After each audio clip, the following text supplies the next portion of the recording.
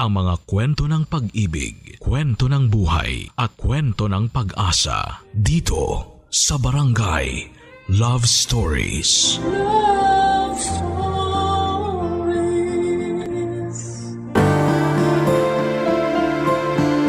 Wala namang masamang ipakita ang pinaghirapan mo sa iba.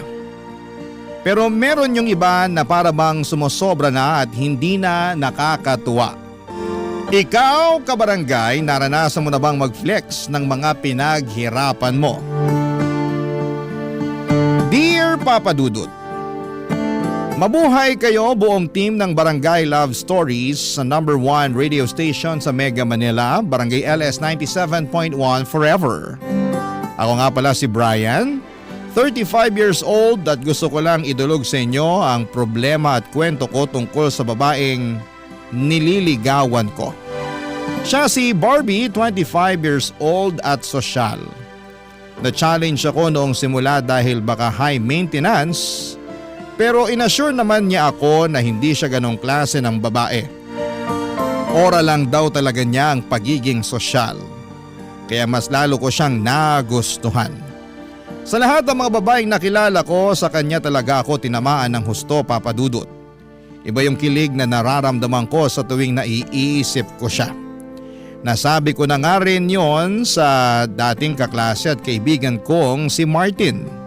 Binida ko talaga si Barbie sa kanya para suportahan nito ang feelings ko. 10 years ago nang magkaroon ako ng seryosong relasyon, Papa Dudut. 5 taon din kami ng ex kong yon bago ko nalaman na ipinagpalit niya ako sa isang matandang mayaman.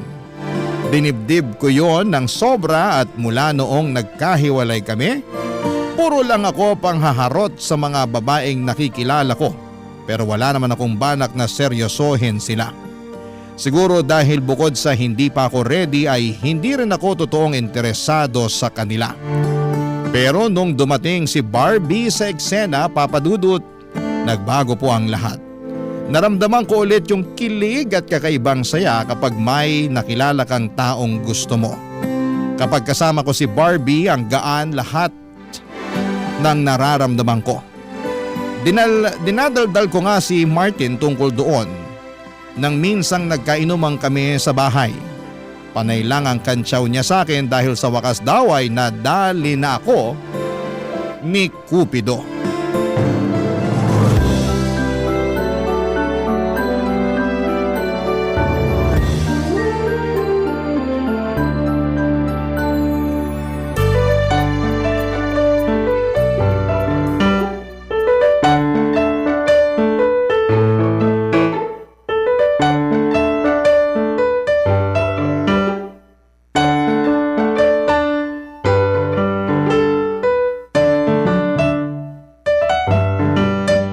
Himala talaga na bigla kang nagpainom ah. Huwag mo nang punahin. Baka mausog at hindi na ito maulit. Iba talaga kapag in love. Handang gumastos, makapagyabang lang sa kaibigan. Hayaan mo na ako. Ngayon na nga lang tumibok tong puso ko eh. Ang corny mo pre. Bakit ganyan ka na? Nabetsin ka ata ng sisig eh. Awat ka na sa pulutan ha. Sobra ka ha. Inaya nga kita mag-inuman para masuporta mo tong nararamdaman ko tapos panaybasag ka naman dyan. O sige na, magkwento ka na dali. Basta o-order pa ako ng sisig ha. Akong bahala sa lahat ng gastos ngayon. Basta makinig ka lang kasi ang saya ko talaga. Parang nahanap ko na si Dawan eh. Nakaw, delikado tayo ah. Ganyan na ganyan din linyahan ko kay Marie Chris dati. Pero nasan kami ngayon? Ayun, binlock na namin sa Facebook ang isa't isa. Huwag mo naman akong takutin. Bakit? Kabado 20 ka na? Sinisira mo moment ko eh. Biro lang. O sige na, naniniwala na akong siya yung Dawan mo. Ano nga ulit pangalan niya? Barbie. Wow! Pangalan pa lang parang ang ganda na. Parang Barbie Fortesa ba ang datingan? Sa kinis at kasimplihan, oo pre. Tapos yung kaseksihan parang si Julian San Jose. Pangkalendaryo. Jackpot ka na dyan pre. Huwag mo nang pakawalan. Hindi ko na talaga papakawalan. Alam mo nang matagal din akong broken sa ex ko eh. Kaya nga natutuwa ako na may nakilala ka na ulit eh. Pero sigurado ako, hindi ka na naman magpapakita sa akin kasi puro kay Barbie na yung oras mo. Hindi ako ganun ha. Anong hindi? Nung kayo nung ex mo nun, ni Anino mo, hirap hagilapin eh. Tapos nung nag-break kayo, Lagi mo akong kinukulit. Tsaka ka lang nakakaalala kapag single at miserable ka eh. Huwag ka mag-alala. Kahit maging kami ni Barbie, hindi na tayo magagaya tulad ng dati. Magkakaroon pa rin ako ng time sa'yo. Kinilabutan ako pre. Parang bromance ah. Parang kabit mo ako, parang yun yung tunog. Ano ba yan? Panira ka talaga kahit kailan. Pero hindi ka pa pala sinasagot ng Barbie mo? Okay lang naman sa akin. Hindi naman ako nagmamadali. Ayos lang sa akin to para mas makilala pa namin ang isa't isa. Mabuti yan, pero dapat wag ring masyadong mabagal, ha? Kasi baka mamaya masalisihan ka pa.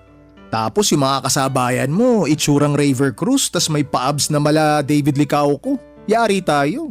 Teka, paano mo nalaman na may abs si David Licauco? Siyempre, nakafollow ako sa kanya sa Facebook. Top fan nga niya ako kasi pinupusuan ko lahat ng pictures niya. Hindi ko pinalalampas. Abado ako sa'yo ha. Kala ko babaeng hanap mo. Si David Licauco pala. Gumaganti ka sa pangaasar ha. Kaya tinan mo, makakabawi ako sa'yo, umanda ka. Pero pre, seryoso na to. Masaya ako para sa'yo.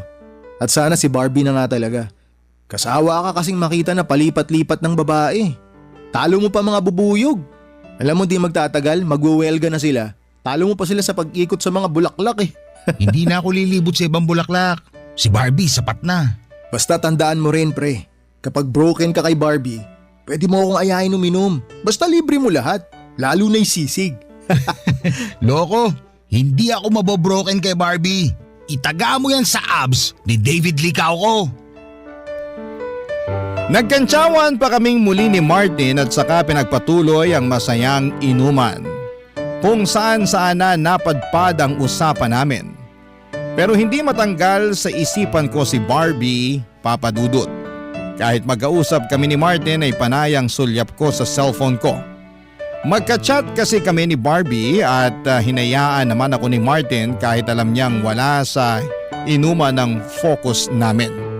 Panay na lang din ang kantsaw niya sa akin dahil hindi ko na raw matanggal ang ngiti ko habang kausap si Barbie. Paano ko ba naman kasi gagawin yon ay punong-puno ng kilig ang dibdib ko. Iba talaga si Barbie. Kahit sa ex ko noon ay hindi ko yon naramdaman. Feeling ko talaga si Barbie na ang the one. Nakadagdag din kasi na masipag siyang mag-reply sa panghaharot ko sa kanya. Kaya mas ginanahan ako, Papa Dudut. Nakilala ko si Barbie sa isang kasal ng katrabaho ko. Mabuti na nga lang at pumunta ako. Hindi sana ako pupunta dahil masyado akong bitter. Ayokong makakita ng mga taong masasaya dahil in love sila. Pinilit ako ng katrabaho ko na umattend dahil may ipapakilala raw siya. Noong una pumayag ako kasi naisip ko na isang panibagong babae ang haharutin pero hindi bibigyan ng commitment. Pero nagkamali ako, Papa Dudut, dahil nung pinakilala na si Barbie sa akin, hindi lang harot ang gusto kong mangyari sa amin.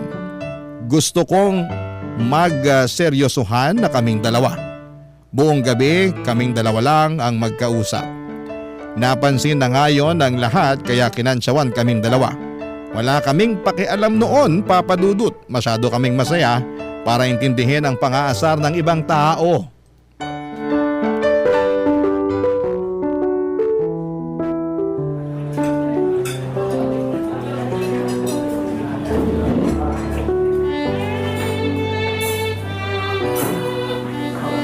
Brian, okay lang ba sa'yo na dito tayo kakain? Nagulat nga ako na dito tayo kakain.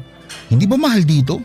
Napapanood ko to sa mga vlogger eh. Oo, pero masarap naman daw ang pagkain dito. Tsaka maganda rin ang ambience. Bawing-bawi sa ibabayad natin. Ako magbabayad dito. Ako nagyaya eh. Talaga ba? Di ba nakakahiya? Ayos lang, ano ka ba? Lalaki ako, kaya dapat ako magbayad. Eh pwede naman ako mag-ambag para hindi naman tunog abusado. Ang ambag mo lang ngayon, pangitiin ako. Makakapag-ambag ka ba nun? Naku, mabubusog ka sa ambag ko. Tara, order na tayo. Boom! Mahal nga rito. Grabe ang presyohan ha. Nakita mo? Huwag na lang ba tayo rito? Pwede naman tayong lumipat sa mga turo-turo kung yun lang ang afford mo. Aray naman, nasaling ang pagkalalaki ko doon. Kaya ko to, nag-inarte lang ako. Hindi tayo lilipat sa turo-turo. Ang ganda pa naman ang suot mo ngayon. Bagay sa presyo ng mga pagkain dito. Salamat ha.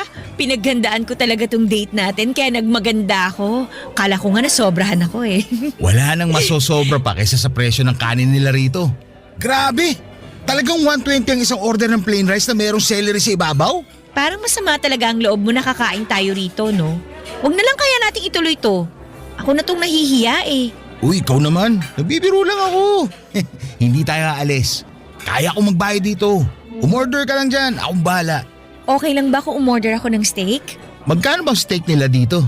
2.5 lang naman yung pinakamura. 2.5? Pinakamura pa yun. Bill ko na yung sa kuryente na isang buwan na. Okay, ganito na lang. Ako na magbabayad sa steak tapos ikaw na magbayad sa plain rice mo. Alam mo, kanina mo papasimple sinusugatan ng pride ko eh. Pero okay lang yan kasi type talaga kita eh. Kaya kahit 5K pa yung steak na yan, babayaran ko pa rin yan. Kahit maputulan na kami ng kuryente sa katapusan. Ikaw talaga puro kabiro. Uy, seryoso ako ha. Mukhang mapuputulan kami ng kuryente sa katapusan kapag umabot tayo ng 5K dito. Alam mo, hindi ko na talaga alam kung seryoso ka na o nagbibiro ka pa. Isa lang ang dahilan ng pagsiseryoso ko. Ano yun? Ikaw. Kaya huwag mong bibiruin tong feelings ko para sa'yo ha. Kasi pag nasaktan ako, seryoso to. Ayoko na ulit magmahal. Bakit ang corny mo? Corny naman talaga ang tao kapag nagmamahal, di ba? Che! Ano, order na tayo? Uy, okay lang talaga ha. Kahit umabot tayo ng 5,000. Oo naman.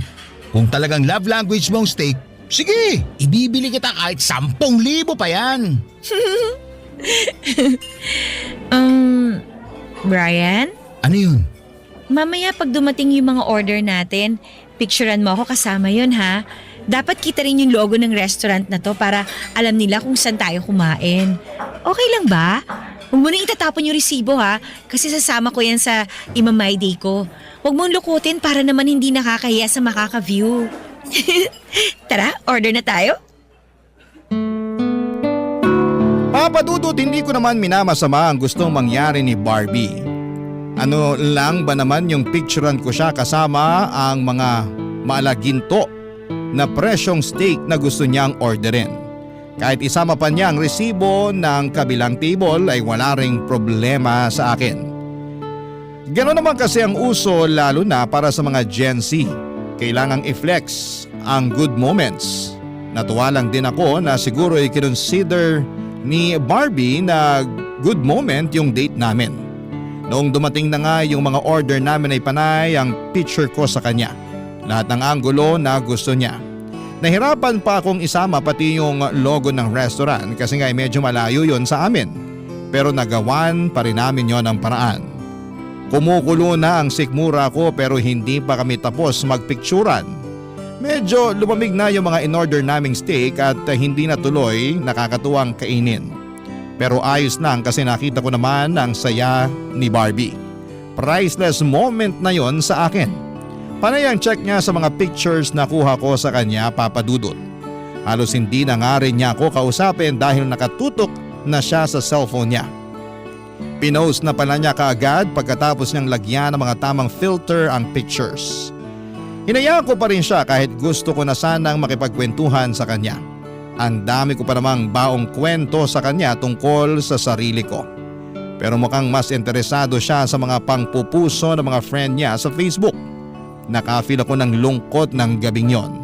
Dahil hindi man lang kami masyadong nakapag-bonding, papadudot. Tapos mahigit 5,000 piso pa ang ginastos ko. Sa madaling sabi, parang luging investment yon sa akin. Pero ayos lang kasi nakita ko namang masaya si Barbie. Barangay Love Stories. Barangay Love Stories. May kaya naman ako sa buhay, mga kabarangay. Hindi ko lang kasi yon pinagsasabi sa iba dahil pakiramdam ko ay hindi naman kailangan. Galing ako sa mayamang angkan sa Batangas.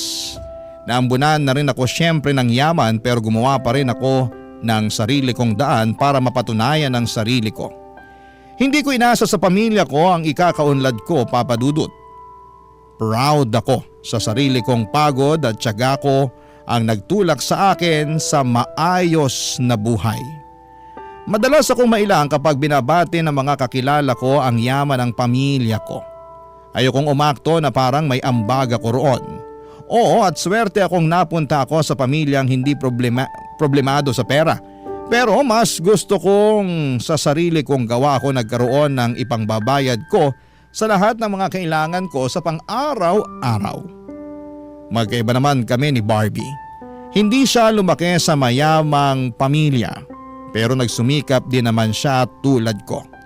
Hindi nga lang din talaga ganun kalaki ang kanyang sahod.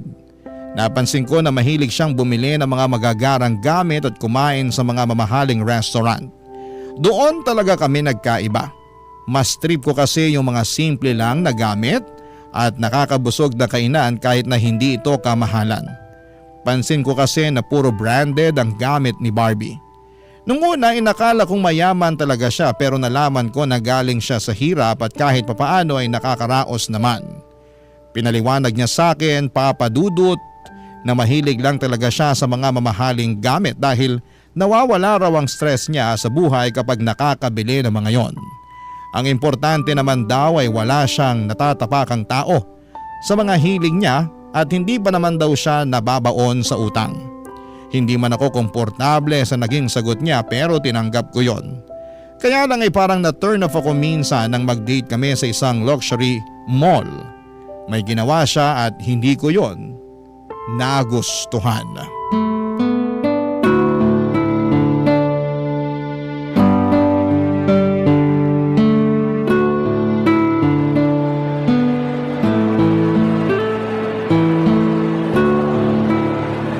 Grabe! Ang bango talaga ng mga syala na mall, no? Ibang-iba sa mga mall na pangmasa. Ang lakas makayaman. Bihira ako pumunta rito kasi ang mamahal nga ng mga benta. Nakakatakot silipin yung price tag. Buti na lang at napapayag kita na dito mag-date. Na-experience ko rin sa wakas makapasok dito. Basta kung saan ka magiging masaya, dun tayo. Alam mo naman na yun. Nako, baka sa simula ka lang ganyan ha. Baka kapag sinagot na kita, hindi na kita mapasunod. Kahit gumawa pa tayo ng kasulatan na magiging under ako sa'yo habang buhay. Ikaw talaga? Pag ako sinumpong baka totohanin ko yan. Sige ka. Uy, Brian! Ano yun? Tingnan mo tong bag na to. Ganda. Mukhang mahal. Huwag na natin lapitan, baka magasgasan. Ay, hindi pwede. Pasok tayo sa loob. Please. Gusto ko lang talaga mahawakan tsaka mapicturan. Ang alam ko, bawal magpa-picture sa mga luxury bags pag hindi naman bibilhin. Para hindi raw magawa ng replika. Sino ba nagsabi sa'yo na hindi ko bibilhin? Ay, bibilhin mo nga. Joke! Siyempre hindi, no? Hindi ko yan afford, pero gusto ko lang hawakan. Magpunas ka maigi ng kamay mo, ha? Baka mamaya nagmamantika yung kamay mo. Naku, madali tayo niyan. Huwag ka mag-alala. Mukhang hindi ako susumpungin ng pasma ko ngayon. Halika na! Sabi nila, pagpapasok ka raw sa mga luxury shop, huwag ka raw papahalata na mahirap ka kasi hindi ka nila i-entertain. Mukha namang nahahalata na nila na hindi tayo mayaman. Kasi walang lumalapit sa atin para mag-assist. At mukhang ginajudge pa tayo nung isa ro sa sulok, oh. Hayaan mo siya. Hindi rin yan makakapalag sa atin kasi may SOCMED na. Huwag niya tayong ma-discriminate ha, kasi talagang ipopost ko siya sa Facebook. Hindi naman siguro tayo aabot sa ganun. Oh, sige na, hawakan mo na yung bag para matapos na makakain na tayo. Huwag mo ko madaliin. Moment ko to. Brian, ang ganda ng bag na to. Tingnan mo. Dahan-dahan lang sa paghawak, ha? Kasi tinitignan na nila tayo eh.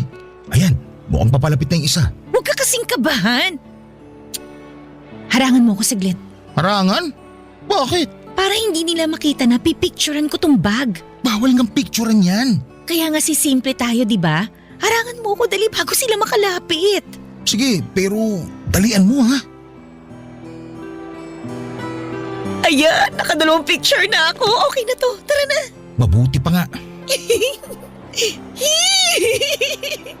May picture na ako, hawak yung pangarap kong bag.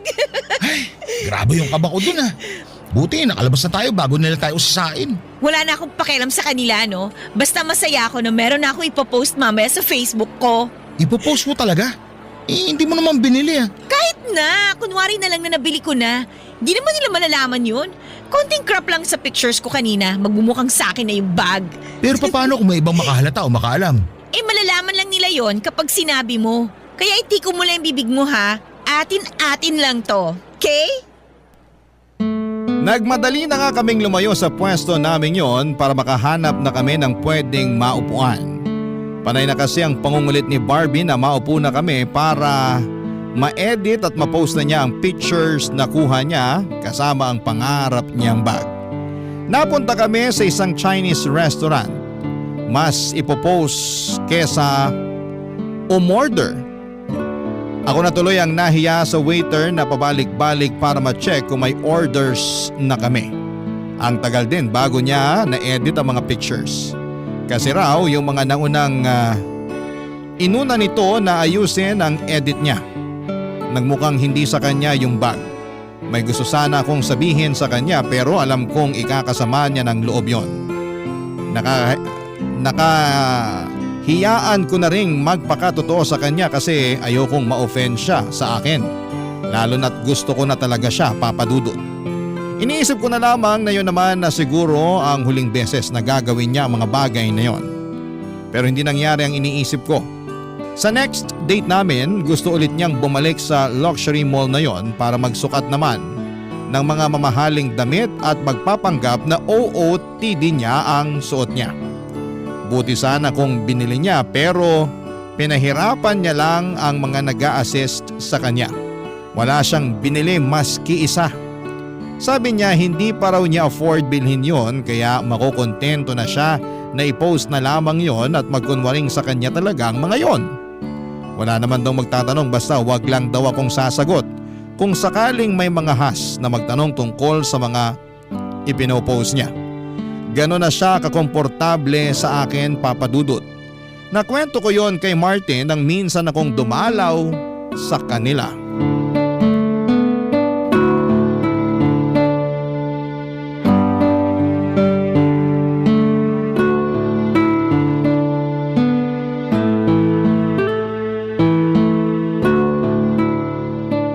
Ayos talaga pag in love ka no? Napapadalas yung pagdalaw mo sa akin, tas bukod pa ron, panay ang libre mo ng alak. Huwag sana kayo magkaroon ng problema ni Barbie para tuloy-tuloy itong biyayang natatanggap ko sa'yo. Paano kung sabihin ko sa'yo may problema kami ni Barbie? Ha? Ang bilis naman. Broken ka na ba agad sa kanya? Red flag ba? Hindi ako broken sa kanya, pero red flag siya. Lahat naman ng tao may tinatagong red flag na iwinawagayway lang kapag komportable na sila. Yun nga Masyado na siya naging komportable sa akin. Kaya hindi na siya nagatubili na iwagayway yung red flag niya. Ano ba kasing nangyari? Niloko ka ba niya? Nanlalaki ba? Binastos ka ba niya? Parehong hindi. Huwag mo na akong pahirapang manghula, pre. Anak ka naman ng tipaklong Hindi naman masyadong mahal tong painom mo para stressin mo ko kakahula sa problema mo kay Barbie. Grabe to. Nagiging red flag ka talaga pagdating sa alak, no? Ano nga kasing nangyari? Social climber siya. Ha? Paano mo nasabi? Mahilig siya mag-post sa Facebook ng mga mahal na gamit. Uso naman yan ngayon. Basta galing sa pinaghirapan mo, wala namang problema. I-flex mo lang. Yun na nga ang problema. Kasi hindi naman niya gamit yung finiflex niya. Andun pa sa mall naka-display yung gamit. Tapos magpipicture siya at ipopost siya sa Facebook na kunwari gamit niya yun. Baka naman nagbibiro lang siya. Alam mo naman mga kabataan ngayon. Hindi, iba yung kaso ni Barbie. Siya pa mismo nagsasabi sa akin na huwag ko ipagsabi sa iba na ginagawa niya yun. Kami lang daw dapat ang makaalam. Diyan ka naman red flag, pre. Kasi sinabi mo sa akin. Sinabi niya palang huwag mo ipaalam sa iba. Alam mo bagay kayo, parehong mapula mga watawat nyo. Iwagayway mo pa yung iyo. Seryoso na kasi Martin. Kilala mo naman ako. Ayoko sa mga social climber. Wala naman siyang nasasaktang ibang tao sa ginagawa niya. Hindi naman niya ninanakaw yung mga yon. Picture lang naman. Hindi ba't parang pagdanakaw na yung ginagawa niya? Parang inangkin niya yung isang bagay na hindi naman sa kanya. Inuwi ba niya? Hindi naman, di ba? Ulitin ko picture lang yun. Wag mo masyadong palakihin yung issue. Hindi naman na sana lalaki tong issue, kaya lang paulit-ulit na nangyayari. Ako na iniiyak kada may pinopost siya na mamahaling restaurant at mga gamit. Minsan nga, may fine dining restaurant kami nadaanan. Sabi niya, picturean ko daw siya doon, kunwari kakatapos lang namin kumain. Itatag daw niya ako. Pero sumunod ka naman. Oo, kahit ayoko. Parang ako na naiiya sa ginagawa niya. Minsan nga, nasita kami doon sa jewelry shop na pinuntahan namin. Gusto niyo magpicture habang suot yung kwintas. Nag-request siya na picture ako sa doon sa store. Doon daw sa area na hindi halatang jewelry shop. Para daw hindi mapansin na doon lang namin kinunan yung picture. Sinubukan namin maghanap ng pwesto. Tapos akala tuloy ng staff, itatakbo namin yung kwintas. Ang nangyari, pinahubad kay Barbie yung kwintas tapos pinaalis kami. Gusto pa sana niya i-post sa Facebook yung insidente para mabash daw sila pero pinigilan ko lang. Tinakot ko siya. Sinabi ko kapag ipopost niya yun, malalaman ng friends niya sa Facebook na fake lahat ang ina-upload niya. Ayun, kumalma bigla. O anong balak mo ngayon? Parang gusto ko nang tumigil sa panliligaw. Pero kapag naiisip ko yun, nahihirapan ako.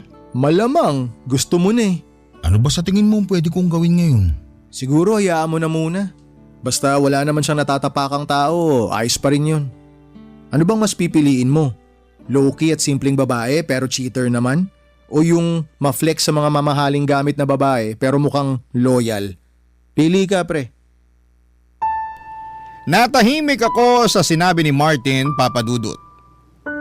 Imbes na maging klaro, mas naguluhan ang feelings ko para kay Barbie. May point din naman kasi si Martin pero hindi niya maintindihan ang nararamdaman ko.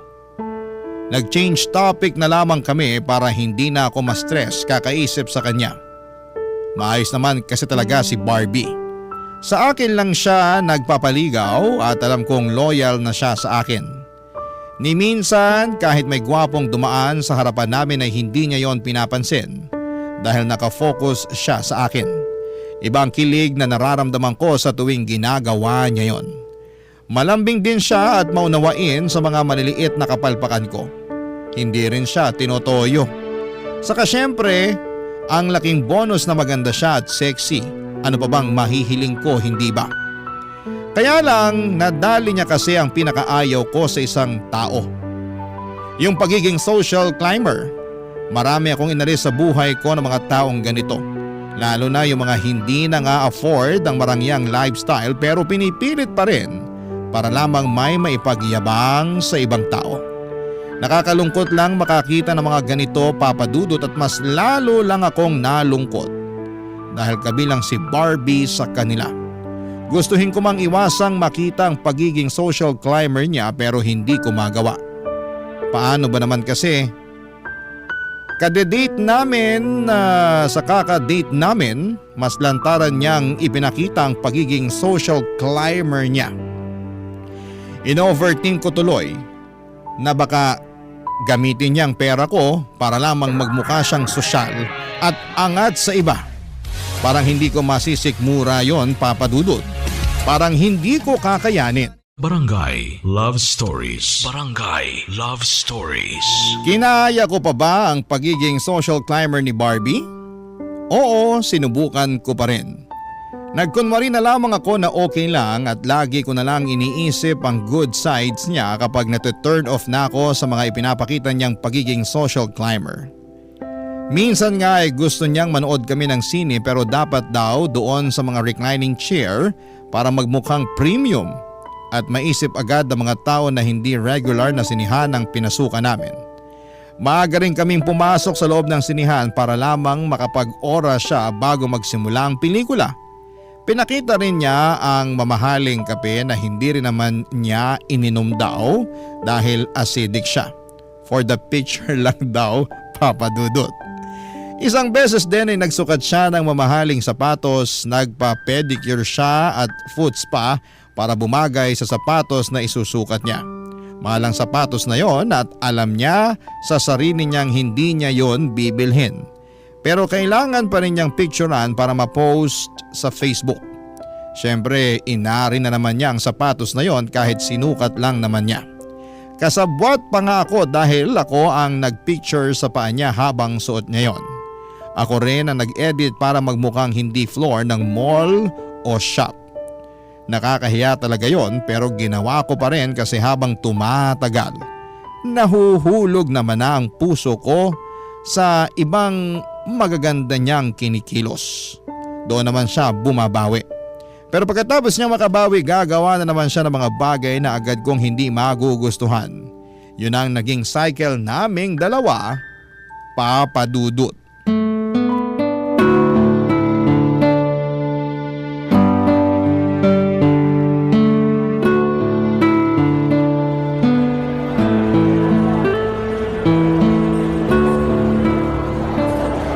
Napagod yung pa akong umaura ha. Ang tagal mo kasi bago nakuha yung tamang anggulo eh. Sorry. Hindi naman kasi ako magaling magpicture. Sayo ko lang naman to ginagawa. Eh dapat masanay ka na. Kasi kapag tayo na, ikaw na ang official photographer ko. Siguro, kaya mo naman ang gawin yung mag-isa. Hanga nga ako sa galing mo magpicture eh. Huwag mo na ako idamay dyan. Hindi pwede no, kailangan pa rin kita.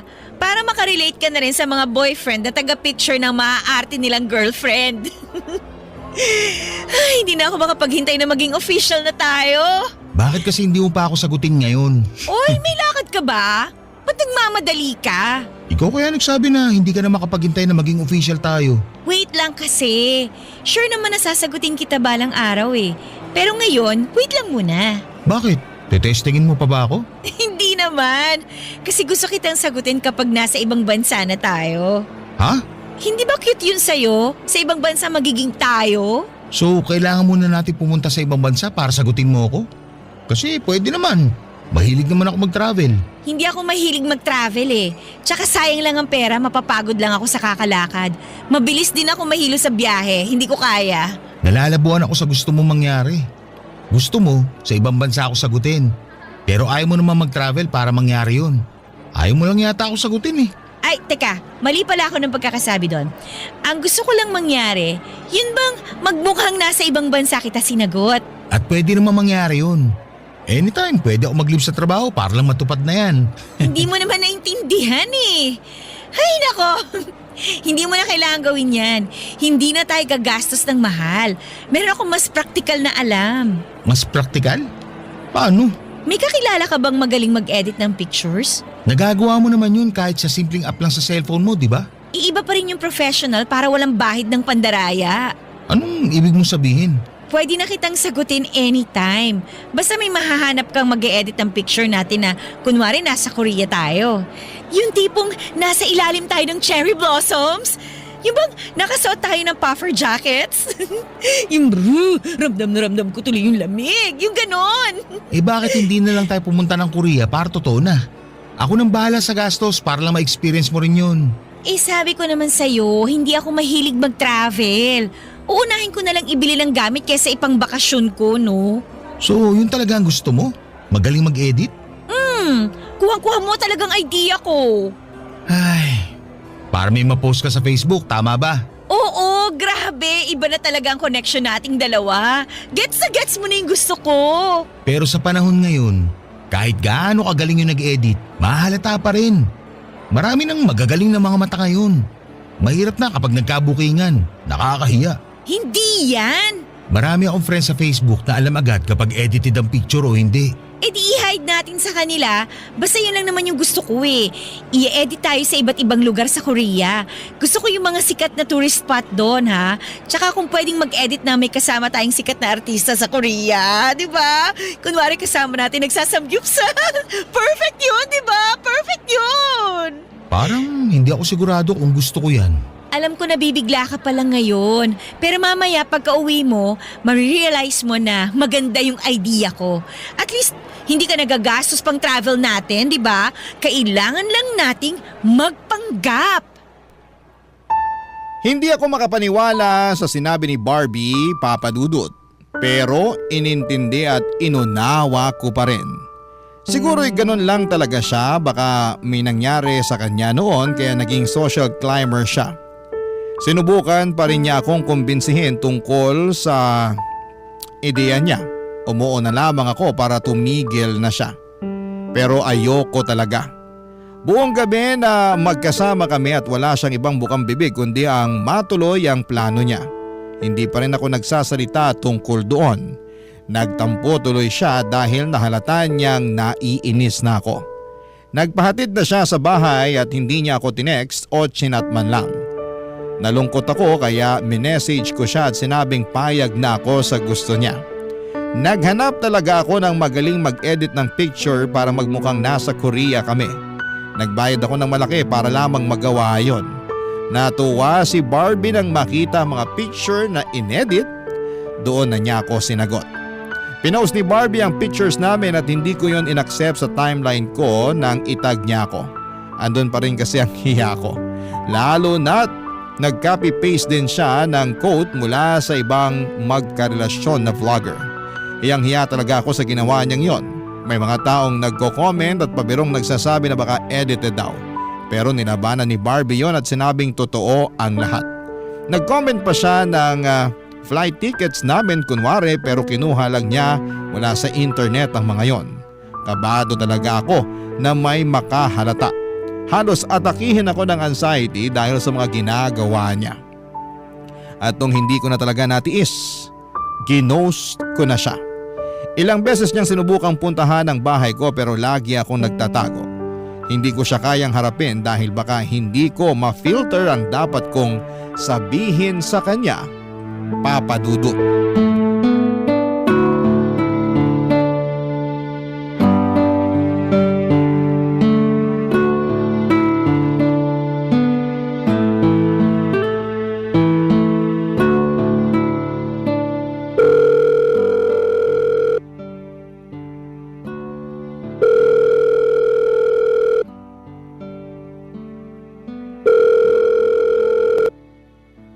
Hello, Martin, saan ka?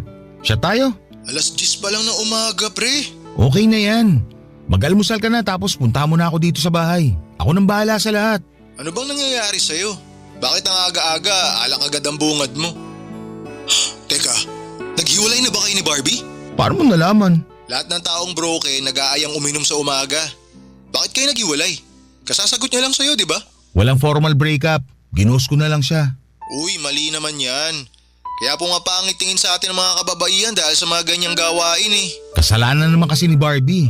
Kahit pa kasalanan niya, pre. Dapat tapusin mo pa rin ng maayos para hindi na umasa yung tao. Papahirapan mo pa siya eh. Bigyan mo na agad ng closure. Napasaya ka rin naman niya kahit papano. Baka kasi kapag magkaharap kami, hindi ko makayanan. Baka bigla akong maging marupok. Alam mo naman na siya ang kahinaan ko ngayon. Bakit ba kasi nakipaghiwalay ka? Ang saya niyo pa naman tingnan dun sa mga picture niyo sa Korea. Ang laki ng ginastos mo ron tapos maghihiwalay rin pala kayo. Ay, yan na nga eh. Hindi naman talaga kami pumunta ng Korea. Edited lang yung mga picture. Gusto niya lang palabasin na galing kami dun. Si Barbie may pakana nun. Bumayag lang ako para mapasaya siya. Pero hindi talaga ako komportable kaya... Kaya mo siya ginost. Mali ba talaga ako? Naiintindihan naman kita, pre. Mga bata pa lang tayo. Lagi mo nang sinasabi na ayaw mo sa mga social climber. Kaya lang, mas maganda kung sasabihin mo na lang sa kanya yung dahilan para magkaroon din siya ng closure. Ang hirap na may nasasaktan tayong tao. Tama ka. Sige, pass muna sa inuman ngayon. Tatawagan ko lang si Barbie. Basta tuloy pa rin yung inuman, pre, ano man maging resulta ng pag-uusap niyo ni Barbie, ha? Pero parang awa mo naman, pre. Mamayang gabi na natin i-schedule. Huwag ganito, tirik na tirik yung araw, oh. O sige, ako nang bahala mamaya. Bye. Kahit ayoko pero sige, tawagan na kita para magkali naman na.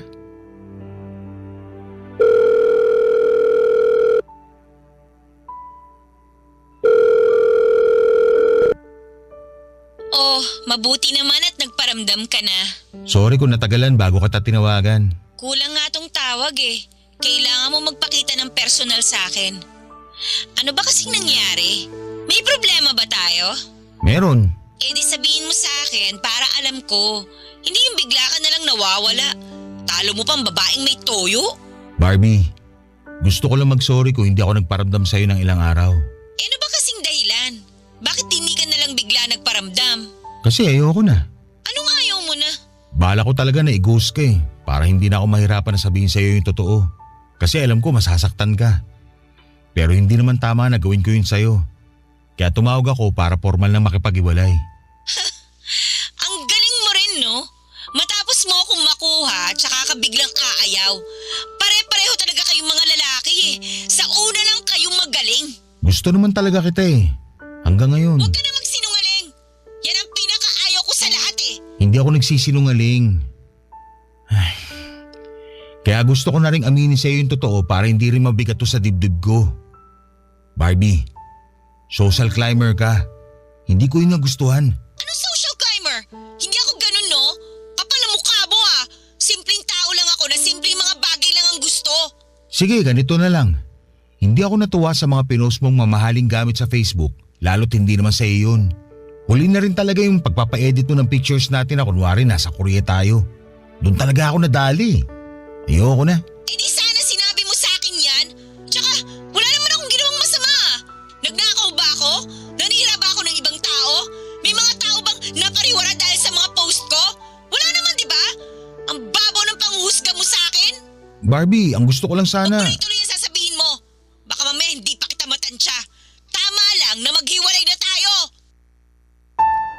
Sinubukan kong tawagan muli si Barbie para ipaliwanag ang sarili ko. Nasaktan ako na hindi niya ako nagawang maintindihan. Pero sa huli ay sinukuan ko na rin lalo't pinagbumuran niya ako sa text. Blinak na rin niya ako sa lahat ng social media accounts niya. Maraming nag-message sa akin na mga screenshot ng mga parinig niya sa akin sa Facebook. Ako ang nagmukhang masama. Tinanggap ko naman yon at hindi ko na kailangang ipaliwanag ang side ko dahil ginawa ko lang ang sa tingin kong tama para sa sarili ko. Hindi naman enough na gusto mo lang ang isang tao. Dapat din ay makakabuti siya para sa mga pinaglalaban mong prinsipyo sa buhay. Sadly, hindi yon natumbasan ni Barbie. Nang hinayang talaga ako sa relasyon namin at aminado akong nami-miss ko pa rin siya kahit may 4 na buwan na kaming hiwalay. Pero wala naman akong balak na makipagrelasyon pa ulit sa kanya. Wala na akong naging balita pa sa kanya at nagbalik na akong muli sa dati kong nakasanayan. Date lang muna pero iwas muna sa commitment hanggat hindi pa nakikita kung siya na talaga. Natuto na ako sa mga nangyari sa amin ni Barbie at ayoko nang maulit pa yon. Sisiguraduhin ko na kung sino man ang next na makikilala ko, siya na ang nararapat at huli ko. Ayoko nang sumugal sa maling tao para sa akin at hindi na ako papayag na unahin ko lagi ang kilig at landi. Meron pang mas malalim doon para mas tumibay ang pundasyon ng magiging relasyon namin kung sino man siya. At habang wala pa siya ay maghihintay lamang ako. Gagawin ko muna ang mga bagay na nagpapasaya sa akin at makukontento sa sarili ko. Aayusin ko ang mga maling nakagawian ko at balang araw kapag nagkita na kami ng the one ko, hindi na ako magkakamali na piliin siya at ipaglaban. Dahil sigurado na ako sa mga desisyon ko sa sarili ko dahil minsan ay nagawa ko ng piliin kung ano ang mas tama para sa sarili ko. Maraming salamat po sa pagbasa ng aking liham. Ako ang inyong kabarangay forever, Brian. Barangay Love Stories. Barangay Love Stories. Anong say mo sa Barangay Love Stories na ito? Pagkwentuhan natin sa comment section yan. Nagustuhan ng iyong napakinggan? Ituloy yan via live stream sa www.gmanetwork.com/radio. In Mega Manila, 97.1. Forever. Barangay Love Stories.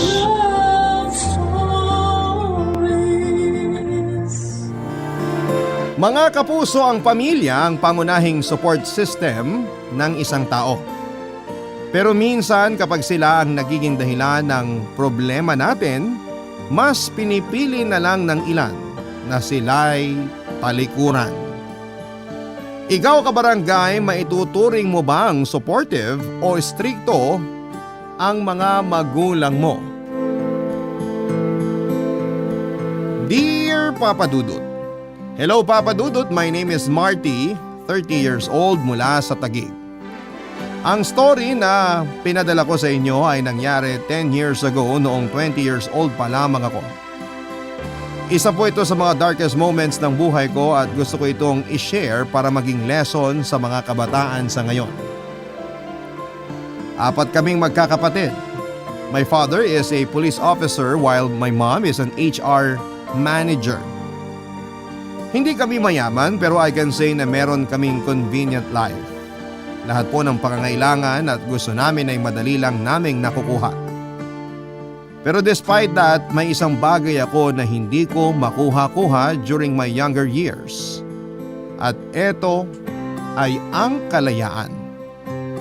Stricto kasi ang parents ko, Papa Dudut. Pinalaki kaming military style. Marami ang bawal. Bawat galaw dapat mabilis. Bawat ginagawa ay may time limit. Para sa akin na may malawak na social circle ay hirap akong enjoyin ang buhay ko noon, lalo na't ikinakahon ako ng mga magulang ko. There were times na kapag nasa labas ako at lumalampas na ako sa curfew ko ay si Dad mismo ang sumusundo sa akin. Wala siyang pakialam kahit nasa kalagitnaan kami ng pagsasaya. Para sa kanya kapag oras na, time is up na. Minsan nga ay pinagtatawanan ako ng friends ko dahil doon. Para daw akong babae na sinusundo pa ng magulang kahit na hindi na ako teenager. Bilang isang binata na kulang pa sa experience ay kinakahiya ko ang mga ginagawa ni Dad noon.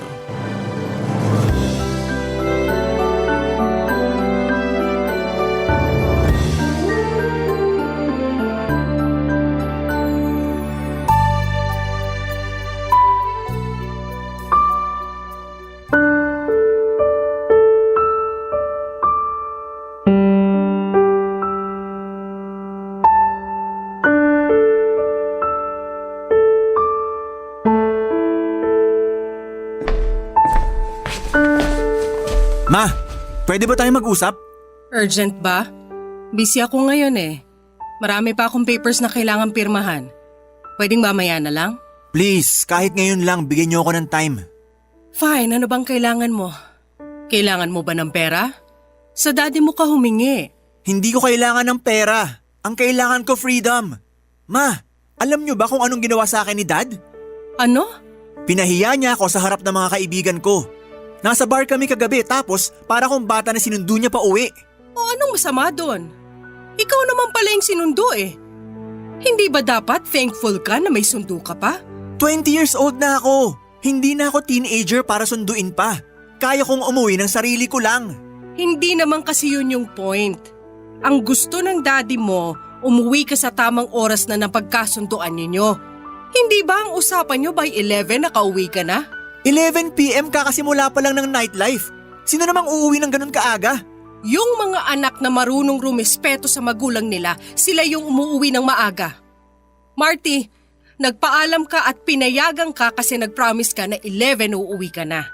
Hindi ka umuwi on time, natural lang na hanapin ka ng daddy mo. Magalit ka kung wala siyang pakialam kahit saan ka magpunta. Sana naman maintindihan niyo ko. Lalaki ako, kaya ko ng sarili ko. Hindi naman ako bata para bigyan ng curfew eh. Mahirap ba na bigyan niyo ako ng time para naman makapag-enjoy ako kasama ang friends ko? Binibigyan ka naman namin ng time ah. Oo, ng limited time. Bakit kailangan ma-expire yung freedom ko? Yung mga kaibigan ko, okay lang naman sa parents nila kahit umuwi sila ng late eh. Bakit ako hindi? Kasi iba ang parenting style nila compared sa amin ng daddy mo. Wag mong ikukumpara kaming magulang mo sa ibang magulang dahil magkakaiba kami ng kinalakihan at kinasanayan. Sobrang strict nyo kasi. Mag-chill naman kayo minsan. Dahil sa pagiging strict namin kaya maganda ang buhay nyo magkakapatid. Healthy kayo and safe dahil alagang-alaga namin kayo. Walang masama doon. Meron ma. Alam nyo kung ano? Nawawalan kami ng chance para i-enjoy yung buhay namin. Minsan lang kami tumuntong sa gantong edad. Hayaan nyo naman kaming mag-enjoy habang wala pa kaming sari-sariling pamilya. Never naman kayong nawalan ng chance ha. Nakakalabas naman kayo, di ba? Pumapayag naman kami na gumala kayo with friends, with proper caution nga lang. Mas maganda na yung maging safe kesa magsisi tayo sa huli kasi may nangyari na. Prevention ang ginagawa namin ng daddy nyo. Hindi mo kami maintindihan kasi hindi mo pa nararanasan maging magulang. Pero kayo naranasan nyo namang maging bata. Pero bakit hindi nyo ako maintindihan? Naranasan na naming maging bata kaya alam namin kung paano kayo mag-decide kung ano yung mga pwedeng mangyari habang nasa labas kayo. Napagdaanan na naming lahat yan kaya trust us kapag sinabi naming hindi okay ang isang bagay para sa inyo. Pero iba na po ang panahon ngayon compared noon. Pare-pareho lang yan. Noon at ngayon, marami pa ring naaaksidente dahil sa kalasingan, marami pa ring nadidisgrasya dahil sa mga maling desisyon. Akala ko pa naman kakampihan nyo ko. Pareho lang pala kayo ni Daddy. Hindi kami pareho. Mas malala ako, Marty. Kapag ako ang nagalit, ituturing mong mabait ang daddy mo. Ang daya nyo! Ganyan talaga ang buhay. Kailangan nyo matuto habang bata pa kayo. Para kayong diktador! Buhay ko to! Ibigay nyo na lang sa akin yung mga desisyon ko! Hanggat nakatira kayo sa amin, hanggat kami ang nagbibigay ng allowance nyo, kami ng daddy nyo pa rin ang masusunod sa bahay na to. Nakakainis naman eh! Talaga? Pues mas mainis ka sa sasabihin ko. Simula ngayon, hindi na kita papayagang lumabas para mag-inom. Man naman! Ang gusto ko lang naman noon, Papa Dudut, ay bigyan nila ako ng chance to explore. At 20 years old dapat hinahayaan na nila akong mag-enjoy. Kaso nga lang parang kindergarten pa rin ang turing nila sa akin. Wala silang tiwala sa kakayahan ko to decide on my own. Marami tuloy akong nami-miss dahil sa pagiging stricto nila. May mga lakad ang barkada namin na hindi ako nakakasama. Minsan kahit nagpapaalam naman ako ng maayos, kung tingin nila ay hindi safe ang pupuntahan ko, ay hindi talaga nila ako pinapayagan. Noong tanungin ko ang mga kuya ko kung ano masasabi nila sa ugali nila dad, ay nasanay na lamang daw sila. Wala naman daw silang choice kundi sundin ang gusto nila dahil at the end of this day ay sila pa rin ang sumusuporta sa mga needs namin. Kaya wala kaming karapatan para magreklamo. Pero iba ako, Papa Dudut. May choice ako at yon ay ang magrebelde. Kahit na hindi ako pinayagan, lumalabas pa rin ako. Hindi na ako noon sumusunod sa ibinibigay na curfew sa akin. Ginagamit ko rin yung sasakyan ni Dad nang walang pasabi. In an instant, ako ang naging black sheep ng pamilya. Ako yung laging pinapagalitan, laging kinakahiya dahil sa pagiging pasaway ko. Ako yung disgrace sa pamilya namin dahil lang gusto kong gawin ang mga bagay na gusto kong maranasan.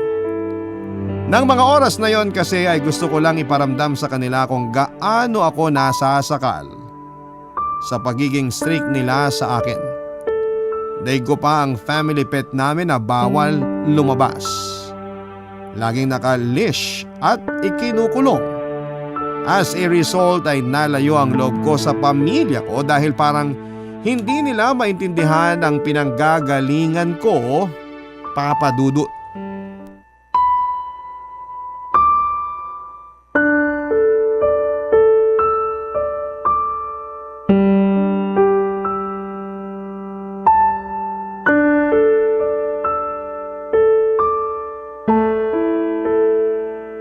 Marty, saan ka na naman pupunta?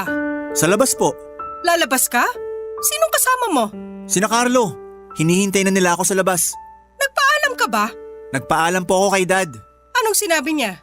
Hindi niya ako pinayagan. Hindi ka naman pala pinayagan, bakit ka pa rin aalis?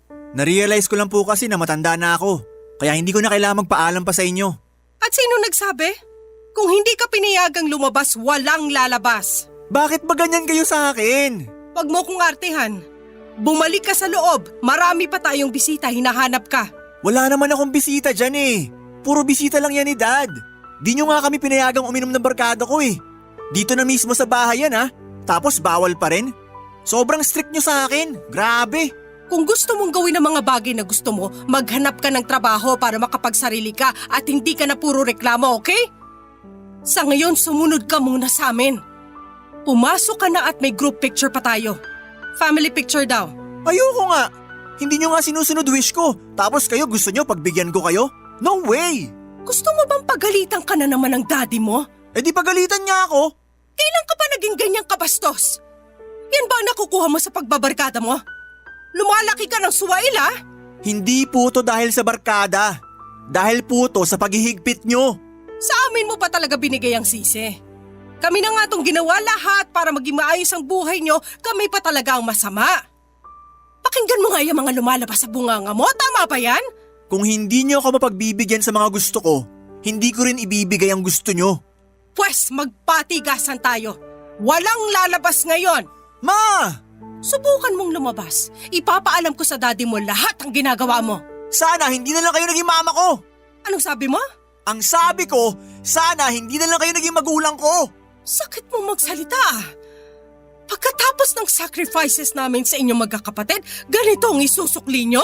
Simple lang naman kasi ang gusto ko eh. Gusto Kung ko... ganyan lang din na magiging ugali mo, mas mabuti pang wag na naming ibigay yung mga bagay na gusto mo. Okay lang.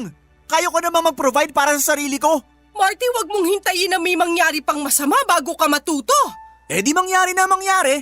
Basta lalabas ako ngayong gabi. Marty! Kinakausap pa kita!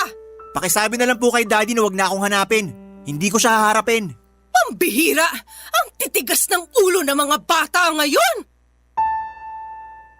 Papa Dudut, I admit na may mga oras na napapasobra ang ginagawa kong pagre-rebelde. Hindi ko naman minimin yung mga bagay na nasabi ko noon. Lahat ng lumalabas sa bibig ko that time ay dahil lamang sa frustration ko. Hindi ako bastos na bata dahil pinalaki ako ng maayos, pero dahil emotional ay nasagot-sagot ko sina mom and dad noon. Ang pinaka-worst na siguro na nagawa ko ay noong naglasing ako sa isang bar kasama ang mga kaibigan ko. Hindi kami in good terms ng parents ko noon, kaya bigla na lamang akong sumabog. Nagwala ako sa bar, nakipag-away at nanggulo. Actually, wala akong gaanong maalala sa mga nangyari noon dahil sobrang wasted ko na. Pero according to friends ay marami raw akong nasaktan at sinirang gamit sa bar. Ang naaalala ko na lamang ay noong nasa police station na ako. Hinuli ako ng pulis kasama ng mga taong nakaaway ko. Inireklamo ako ng bar owner dahil sa pagwawala ko, Papa Dudut. Sobrang hiyang-hiya ako noon, lalo na noong si dad mismo ang nagpunta sa station para kunin ako. Dahil sa connections niya kaya ako nakalabas kaagad ng gabing yon. After that ay hindi na ako kinibupa ni dad. Mas lalo na noong nalagay sa alanganin ang posisyon niya bilang police officer. Question kasi kung bakit nakalaya ako kaagad. Mabilis na kumalat ang balita na dahil daw pulis ang papa ko kaya ako kaagad na absuelto. Masyado raw VIP ang naging treatment sa akin. Despite all that, hindi ako pinagalitan ni dad, which is concerning. Si mama ang nagalit at ang galit niyang yon ay nauwi sa sagutan sa pagitan naming dalawa. Ikinagulat ko na lamang nung bigla na lamang akong palayasin ng sarili kong magulang, Papa Dudut. Barangay Love Stories. Barangay Love Stories. Papa Dudut, matagal ko nang gustong maranasan ng maging malaya. Finally ay nakuha ko yon noong palayasin ako sa bahay. Pero hindi yon ang ine-expect kong paraan ng pagpapalaya sa akin, Papa Dudut. Sobrang sama ng loob ko noon after akong mapalayas. Pero at the same time ay itinuring ko na lang pong eto na ang kapalit ng kalayaan na pinapangarap ko. Papa Dudut, para akong ibon na nakawala sa hawla. Dumiretso ako sa bahay ng kaibigan kong si Carlo at matagal na naming family friend ang pamilya nila. Kaya walang problema sa kanila kahit na tumira ako doon ng ilang araw. Tinanggap nila ako sa pamamahay nila ng walang katanungan at sobrang nagpapasalamat ako sa kanila, Papa Dudut. Dahil wala nang pumigil sa akin ay halos gabi-gabi kami kung lumabas ni Carlo noon. Inaabot na nga kami ng umaga sa kakainom sa mga bar. Marami akong nakilalang bagong kaibigan dahil doon. Marami akong bagay na natry sa mga lakad ko with friends. Marami akong lugar na napuntahan dahil wala nang nagre-restrict sa akin. Papa Dudut, for the first time ay naramdaman ko kung paano maging carefree. Sa wakas ay naranasan ko na ring enjoyin ang buhay ko. Sa mga panahong yon ay saglit na nawala sa isipan ko ang parents ko. Puro alak, pagkain, pamamasyal at kung ano-ano pa ang inatupag ko kasama ang mga kaibigan ko. Wala na nga akong ibang mahihiling pa noon hanggang sa isang bagay ang nakita ko kay Carlo na siyang nagpabalik sa akin sa katotohanan.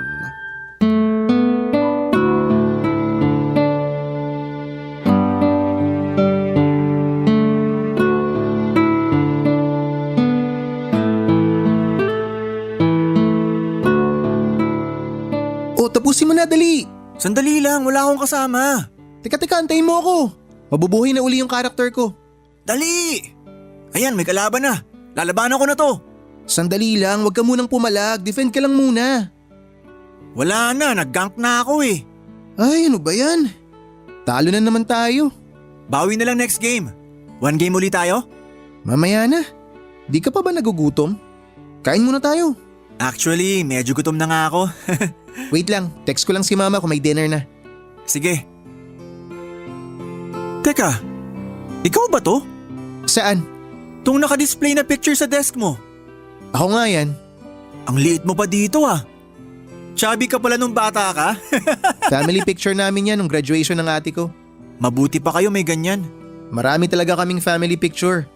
Kada may birthday, hindi mawawala ang photo op. Bakit? Wala ba kayong family picture nila Tita Gina? Wala eh. Hindi mahilig si Dad sa mga ganyang bagay. Ayaw niyang humarap sa camera. Hindi raw siya photogenic. As in ni isa? Wala kayong picture ng pamilya mo? Maniwala ka't sa hindi, wala talaga. Ni isa wala pa akong nakitang picture namin na buo kami. Bakit naman? Ewan ko. Noong mga bata kami, hirap makompleto pamilya namin eh. Masyadong busy sina daddy at mami sa trabaho nila. Kaya wala na kaming time para sa mga ganyang bagay. Sayang naman yun. Memories din yung mga picture eh. Isipin mo na lang ha, yung mga moment na hindi na natin mauulit, nakaka-capture yun ng camera. Minsan lang tayo maging 10 years old, 20 years old. Kaya dapat bawat milestone natin, kung maaari may remembrance tayo. Para pagtanda, may mababalikan. Hindi naman mawawala sa memorya mo yung mga bagay na yan eh. Yung mga importanteng araw, mga pangyayari, hindi yan mawawala sa isip mo. Lalo na kapag naging part na yan ng core memory mo. Alam mo, tatanda rin tayo. Darating yung araw na kahit ayaw natin, kusa tayong magiging makakalimutin. Malaki tulong ng mga picture para maibalik yung magagandang memories natin. Wala eh. Hindi talaga kami sentimental na tao. Tsaka mahirap na kami magkaroon ng family picture. Lalo na't pinalayas na nila ako. Ikaw naman, masyado mong sineryoso yung pagpapalaya sa'yo. Sure ako after some time babalik ka rin dun sa inyo. Matitiis ka ba naman nila tito at tita? Matitiis ako nung mga yon. Kaya nga nila akong pagbawalang lumabas ng 1 linggo eh. Yan pa kaya? Tsaka nagawa na nila akong palayasin. Sinong magulang naman na magpapalayas ng anak, di ba? Alam mo sa tingin ko, minsan kanya-kanya lang talaga yan ang pagdidisiplina eh. Si mama kasi, mabait sa akin kasi mabait naman daw akong anak.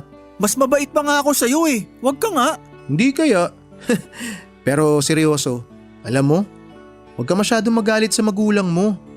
Kapakanan mo lang naman iniisip nila eh. Shh! Kapakanan daw.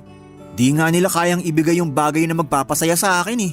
Ano ba kasi yung mga bagay na magpapasaya sa'yo? Ano bang gusto mong mangyari? Bitawan nila buhay ko. Huwag nilang pakialaman. Matanda na ako para magdesisyon para sa sarili ko. Sana naman maintindihan nila yon. Alam nila yan. Naging anak din naman sila eh. Tayo ang hindi pa makaintindi sa mga bagay-bagay kasi marami pang mga sitwasyon na hindi pa natin nasusubukan pero sila, na-experience na nila lahat yun. Kaya magtiwala na lang tayo sa mga magulang natin. Madali lang sabihin kasi mabait mama mo. Ako, parents ko? Sakit sa ulo. Ikaw talaga. Baba na nga lang tayo. Nakahanda na raw yung pagkain natin. Sa ilang buwan na pag-stay ko kina Carlo ay unti-unti ko na-realize ang kahalagahan ng pagkakaroon ng supportive na pamilya. Minsan nga ay para akong na-out of place kapag nagiging sweet sa isa't isa sina Carlo kasama ang mga magulang niya. Hindi ko maiwasang mainggit dahil close sila sa isa't isa. Ang laki ng difference ng pamilya nila Carlo kumpara sa pamilya namin, Papa Dudut. Sa amin kasi ay wala kang makikitang intimacy. Magkakasama nga kami sa iisang bubong, sabay-sabay na kumakain, nag-uusap pero parang civil lamang kami sa isa't isa. Walang anino ng pagiging affectionate. Walang nagyayakapan. Walang nagbibiruan. Walang nagsasabihan ng I love you. Kapag may gumawa noon sa amin ay parang weird tingnan at corning pakinggan. Dahil na rin siguro sa ganun kami nasanay ay walang nagsasabihan ng feelings. Aaminin ko, Papa Dudut, bigla kong na-miss ang pamilya ko kahit na ibang-iba ang turingan namin sa isa't isa. Nung moment na yon, sa kabila ng inggit na nararamdaman ko ay mas nanaig ang kagustuhan ko na sana ay ganon din ang mangyari sa pamilya namin. Umaasa ako na mabago pa namin ang trato namin sa isa't isa. Hiling ko na sana'y mas maging open pa kami katulad ng sa pamilya ni Carlo. Papa Dudut, alam kong galit pa sa akin ang mga magulang ko noon pero nag-decide ako na umuwi na sa amin para humingi ng kapatawaran.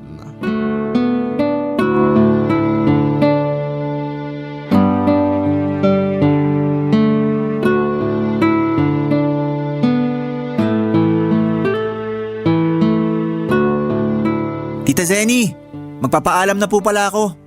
Oh, uuwi ka na ba? Opo, salamat po sa pag-ampon sa akin. Wala yon. Basta kapag kailangan mo ng tulong, lapit ka lang sa amin. So, ibig bang sabihin yan, bati na kayo ng mama mo? Hindi pa po eh. Pero hihingi na po ako ng sorry sa kanila ni Dad pagka uwi ko. Mabuti yan. Hindi maganda ang nagtatanim ng sama ng loob lalo na't sa magulang mo pa. Hindi po kasi nila ako maintindihan minsan eh. Sobrang strict nila sa akin, nakakasakal na. Kaya tuloy nakakatampo ko minsan. Ganun talaga pag magulang. Ang tawag doon, tough love. Gusto lang nila na maging responsable ka. Pero pwede naman pong hindi gawin yun, di ba? May ibang way naman para magturo ng pagiging responsible. Kayo ni Carlo sobrang close nyo sa isa't isa kasi hindi nyo siya pinagbabawalan. May mga bawal din naman kay Carlo. Actually, marami. Napapagalitan ko rin siya kapag nagiging pasaway siya. Ang mga magulang kasi, protective yan sa mga anak nila. Minsan over na po kasi yung pagiging protective nila eh. Naiintindihan ko naman sina Gina kung bakit sila ganon. Alam mo ba kung bakit sila extra protective sa'yo? Bakit po? Ilang beses na kasing nalagay sa panganib yung buhay mo. Totoo po ba? Hindi ba nakwento sa'yo ng mama mo? Premature baby ka. Nung pinanganak ka niya, hindi na tumitibok ang puso mo. Milagro nga raw na na-revive ka ng doktor eh. Hindi po nila nabanggit sa akin yan. Kaya doble ingat sila sa pag-aalaga sa'yo noon. Tapos lumaki kang sakitin. Mahina ang immune system mo kaya lapitin ka ng mga sakit. Kung natatandaan mo, na-hospital ka nung 5 years old ka pa lang, di ba? Opo, naaalala ko po nagstay ako sa ospital ng ilang araw. Na-dengue ka noon. For the second time, napunta uli sa alanganin ng buhay mo. Sa akin tumatakbo ang Mama Gina mo noon for comfort. Lagi niyang tinatanong sa sarili niya kung pabayaraw ba siyang ina, kung bakit ganun na lang lagi ang nangyayari sa'yo. Mabuti na lang nung nagbinata ka na, mas naging healthy ka na. Kaya pala sobrang daming bawal sa akin. Mabuti nga pinapayagan ka nilang uminom kasama si Carlo eh. Minsan sinasabihan ko rin si Carlo na bantayan ka kapag nasa labas kayo. Ngayon naiintindihan ko na po ang lahat. Yon ang dapat gawin mo. Intindihin mo sila. Ayaw lang nilang mawalan ng anak kasi muntik ka nang mawala sa kanila ng ilang beses. Overprotective ang mama at papa mo kasi yun naman talaga ang trabaho ng magulang eh. Protektahan ang mga anak nila. Kaya umuwi ka na at makipagbati ka na sa kanila. Opo, tita. Salamat po. Hindi ko rin sana sasabihin to, pero ipapaalam ko na rin sa'yo. Nung pinalayas ka nila, alam nila na dito ka sa amin didiretso. Secretly, nag-abot sa akin ang papa mo ng allowance mo para may panggastos ka. Ayaw sana niyang ipaalam sa'yo pero mas maganda na rin na malaman mo para hindi mo isipin na pinabayaan ka nila. Parang bigla po tuloy akong nahiyang magpakita sa kanila. Bakit naman? Sigurado ako miss ka na rin ng mga yun. Hindi lang nila pinapakita pero concerned na concerned sila sa'yo. Kung ano man ang nagawa mo, sigurado ako napatawad ka na nila kasi sabihin man nila o hindi, alam nila ang pinagdadaanan mo. Balang araw, maiintindihan mo rin ang lahat kapag ikaw na rin mismo ang nagkaroon ng anak. Maraming salamat po, tita. Hindi ko po kakalimutan lahat ng sinabi nyo. Pasabi na lang po kay Carlo na mauuna na po ako. Sige, mag-ingat ka. Regards na lang sa mama at papa mo. Opo. Papadudot sa mga nalaman ko ay mas naintindihan ko na ang lahat. Out of concern kaya naging sobrang strikto ng mga magulang ko sa akin. Nag-iingat lamang sila dahil na rin sa hindi sinasadyang trauma na naibigay ko sa kanila dahil sa pagiging sakitin ko noong bata pa lamang ako. Papadudot na realize ko na may kanya-kanyang paraan pala kung papaano magmahal ang bawat tao. Hindi man ito ipinapakita sa akin ng parents ko ay napagtanto ko na indirectly ay pinaparamdam naman nila sa akin sa pamamagitan ng mga paraang hindi ko noon makita-kita.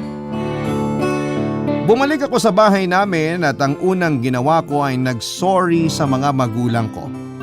As expected ay nasermonan pa rin ako pero hindi ko na ito minasama dahil alam kong yun na ang naging love language sa akin nila mom at dad. Sinanay ko na lamang ang sarili ko sa ugali nilang pareho. Nagagalit kapag hindi nila gusto ang nakikita nila. At the end of the day ay para din naman sa ikabubuti ko ang mga ginagawa nila. Hindi nagtagal ay sinubukan kong gawin ang sa bahay ang mga natutunan ko sa family ni Carlo. Binago ko po ang pakikitungo ko sa lahat. Naging open ako sa mga kapatid ko at naging sweet ako sa mga magulang ko. Awkward pa noong una.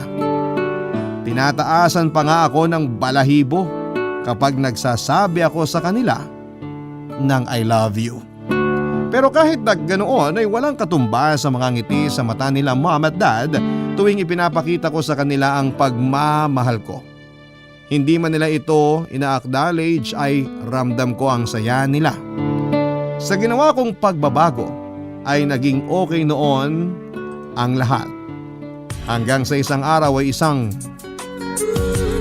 trahedya ang nangyari sa pamilya namin, Papa Dudut.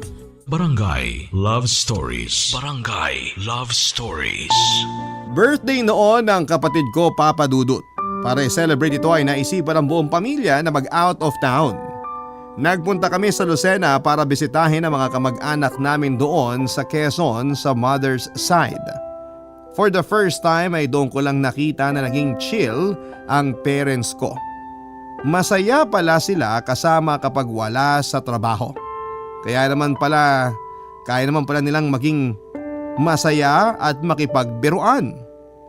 Ang araw na yon na siguro ang maituturing kong pinakamasayang araw ng buhay ko kasama ang pamilya ko.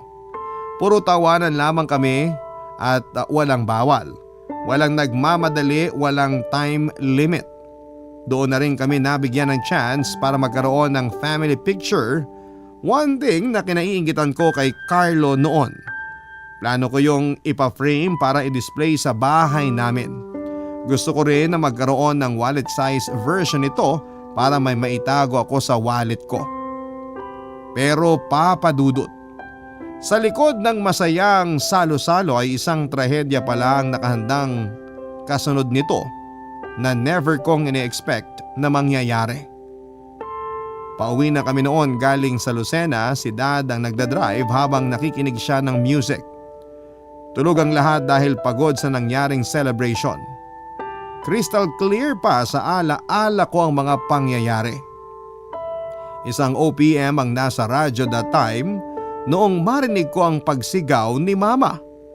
Ang kasunod nito ay bigla na lamang akong tumilapon mula sa kinakaupuan ko. Bumangga ang sasakyan namin sa kasalubong naming bus bago kami tuluyang sumalpok sa isang barrier. Papa Dudut, ng gabing yon ay 3 katao ang nalagas sa pamilya namin.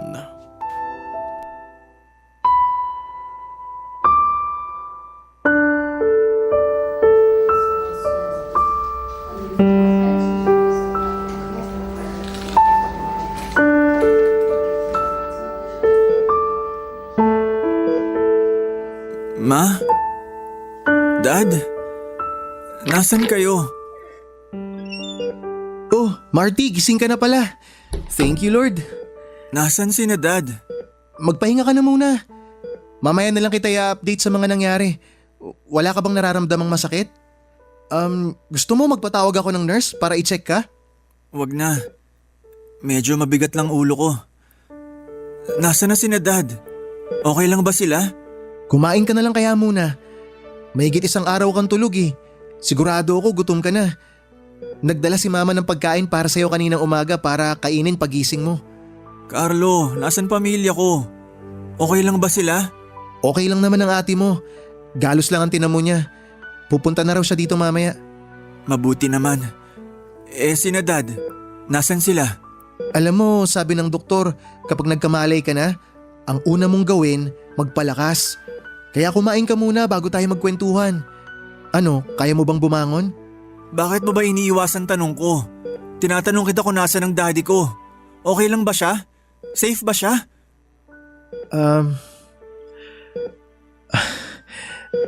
Kasi, Marty, wala na ang daddy mo. Ano? Wala na si Dad? Wala na siya? I'm sorry, bro. Alam naman ni Mami. Baka kailangan niya ako ngayon. Puntahan natin siya. Teka bro, hindi ka muna pwedeng tumayo sa higaan mo. Hindi ka pa malakas. Gusto ko makita si Mama. Kailangan niya ako. Naku, paano ba to? Mas mabuti pa siguro kung ate mo na lang ang magsabi sa'yo ng lahat. Parang hindi ko kayang ikwento yung mga nangyari. Ano ba yun? Sagutin mo na lang ako. Alam na ba ni Mami na wala na si Dad? Nasaan siya ngayon? Bro, wala na rin ang mami mo. Hindi. Hindi totoo yan. Paano kung wala? Kinakausap pa niya ako noon habang nilalagay ko sa stretcher eh. Anong wala na siya? Pinaglololoko mo ba ako? Hindi rin siya nakasurvive. Hindi. Hindi yan totoo. Hindi yan totoo, Carlo. Please, sabihin mo nagjo-joke ka lang, please. Teka bro, kumalma ka lang. Hindi makakatulong sa'yo kapag na-stress ka. Kaya ayaw ko sabihin sa'yo yung totoo eh. Paano ko kakalma? Patay na mga magulang ko, kakalma ako? Paano ko gagawin yun? Pasensya ka na ha. Hindi ko talaga alam kasi kung anong gagawin eh. Hindi ako sanay sa mga ganitong sitwasyon. Hindi ako marunong mag-comfort. Gusto mo bang iwan na lang muna kita para mapag-isa ka? Sige bro, lalabas na lang muna ako. Tawagin mo na lang ako kapag kailangan mo ako. Hahayaan na lang muna kita magluksa mag-isa. Sandali lang. Sina Kuya Marco, si Kuya Maki. Kumusta sila? Marty. Please, wag mong sabihin pati sila. Hindi ko kaya kung pati sila wala na rin. Si Kuya Maki, nasa ICU siya ngayon. Critical pa rin yung lagay niya. Si Kuya Marco. No! Buhay pa siya, di ba? Sabihin mo buhay pa si Kuya. Patay na rin siya, bro. Sorry talaga. Ano nangyayari? Bakit lahat sila wala na? Anong klaseng joke to? Prank ba to, ha? Kasi kung prank to, hindi to nakakatuwa. Please, Marty, huminahon ka. Joke lang to, di ba? Carlo? Marty! Please. Joke lang to eh. Hindi to totoo. I'm sorry, bro. Atake sa puso ang kinamatay ni Dad, Papa Dudut. Inatake siya habang nagmamaneho kaya nawala ng kontrol ang sasakyan namin. Dumiretso ito sa kabilang lane kung saan ay nakasalubong namin ang isang bus. Nabangga ang side ng sasakyan namin sa mismong pwesto kung saan ay nakaupo si Kuya Marco. Pagkatama naman namin sa barrier ay doon napuruhan ang mami ko. Naipit siya sa may passenger's seat hanggang sa naubusan siya ng dugo. Samantala ilang linggo namang tumagal sa ICU ang isa ko pang kapatid na si Kuya Maki. Kumato siya noon dahil malala ang naging tama niya sa ulo. Sa huli hindi rin siya nakasurvive, Papa Dudut. 6 kami sa pamilya namin at sa isang iglap ay 4 ang nawala. Tanging ako at ang kapatid kong babae na lamang ang natira sa pamilya namin. Hanggang sa ngayon ay parang masamang panaginip pa rin ang lahat para sa akin, Papa Dudut. Hindi ko talaga matanggap na ganon kadami ang nalagas sa mga mahal ko sa buhay. Para kaming bowling pins na tinamaan ng bola at dalawa na lamang ang natirang nakatayo. Dahil sa nangyari, marami akong regrets sa buhay. Marami akong naging what ifs. Actually, hindi ko nga alam kung papaano ko nakayanan ang sakit na nangyari. Nalampasan ko ang struggle na yon sa buhay ko dahil na rin sa tulong ng mga kaibigan ko.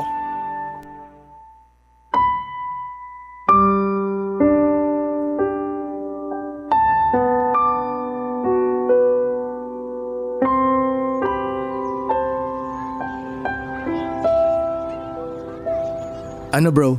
Ready ka na ba? Alis na tayo? Sige, tara na. Salamat talaga Carlo ha. Kasi kahit busy ka, naglaan ka pa rin ng time para samahan ako sa puntod nila daddy. Wala yun.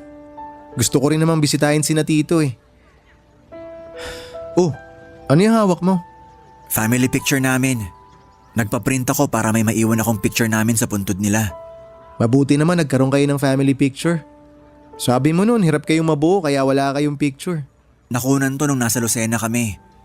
Sa mismong araw bago nangyari yung aksidente. Mabuti nga napilit ko sila nun eh. Kung hindi, wala na sana akong remembrance sa pamilya ko. Mabuti naman kung ganun. At least may babalikan kang picture kapag malungkot ka.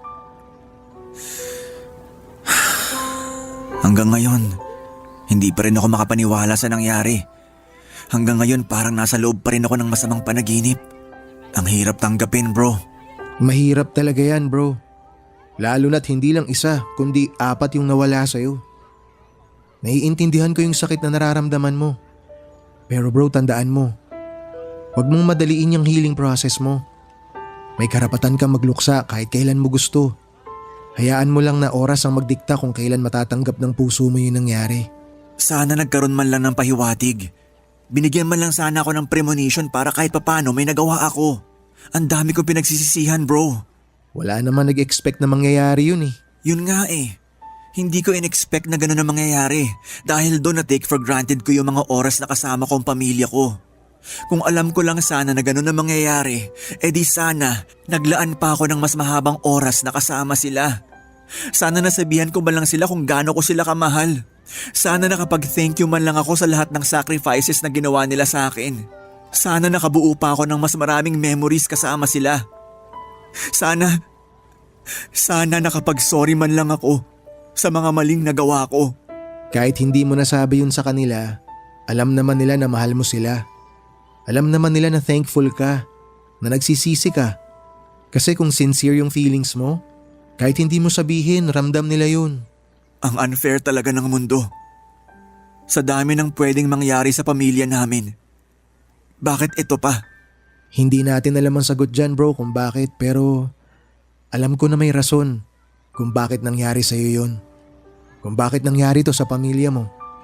Dapat yun yung sagot na hanapin mo. Anong purpose bakit sila nawala? Anong purpose bakit ikaw ang nabigyan ng second chance? Huwag kang maghanap ng masisisi. Maghanap ka ng rason kung bakit to ibinigay sa'yo. Kasi yung rason na yun ang magiging lesson sa buhay mo. Lesson na dadalhin mo at ipapamana mo sa mga susunod na henerasyon. Isang aral na masakit ang naging kapalit pero yun naman ang magpapabago sa buhay mo. Sana nga. Balang araw maiintindihan ko rin ang lahat. Nga pala, hindi pa pala kita napapasalamatan sa lahat ng bagay na ginawa mo para sa akin. Salamat bro. Mula sa ospital, sa burol, pati hanggang ngayon, hindi mo ako iniwan. Nanatili ka sa tabi ko para alalayan ako. Para bigyan ako ng lakas kung kailan papasuko na ako.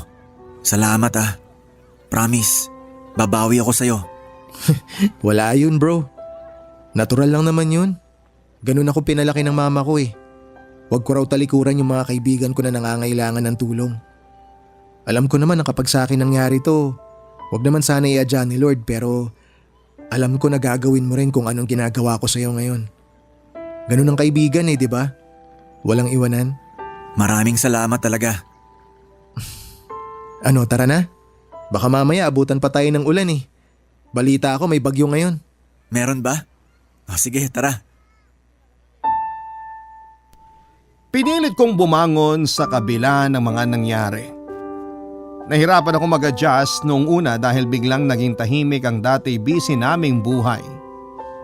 Dahil nga sa sobrang trauma na inabot namin, Papa Dudut, ay naisipan namin ang kapatid kong ibenta na lamang ang bahay namin.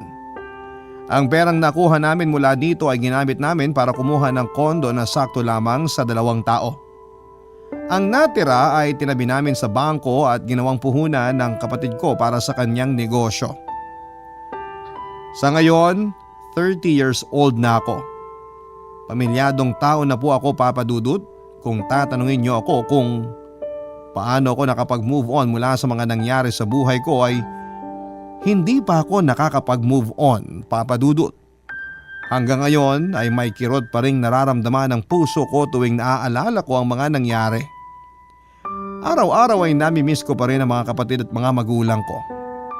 Gabi-gabi ay tinatanong ko pa rin ang sarili ko kung anong buhay kaya ang meron ako sa ngayon kung hindi lang maagang nawala ang mga mahal ko sa buhay. Tanging ang family picture na lamang namin ang natitirang remembrance na meron ako sa pamilyang kinalakhan ko. At nakakalungkot na ang mga ngiti sa picture na yon ay never ko nang makikita kailanman. Papa Dudut, hindi natin hawak ang buhay natin. Nakakalungkot pero yon ang katotohanan. Hindi natin alam kung kailan tayo mamamatay o kung kailan mawawala ang mga mahal natin sa buhay. Masaya man tayo ngayon, sa isang iglap ay pwede itong magbago. Kaya naman kailangan nating maging thankful sa bawat araw na naibibigay sa atin. Huwag po nating sayangin ang oras natin at i-enjoy natin ang bawat araw kasama ang ating pamilya. Ito po ang story ko at sana po ay may lesson po kayong nakuha mula dito. Maraming salamat po sa inyong programa, Papa Dudut. Ang inyong forever kapuso at kabarangay, Marty. Nagustuhan ng iyong napakinggan? Ituloy yan via live stream sa www.gmanetwork.com/radio. Barangay LS 97.1 Forever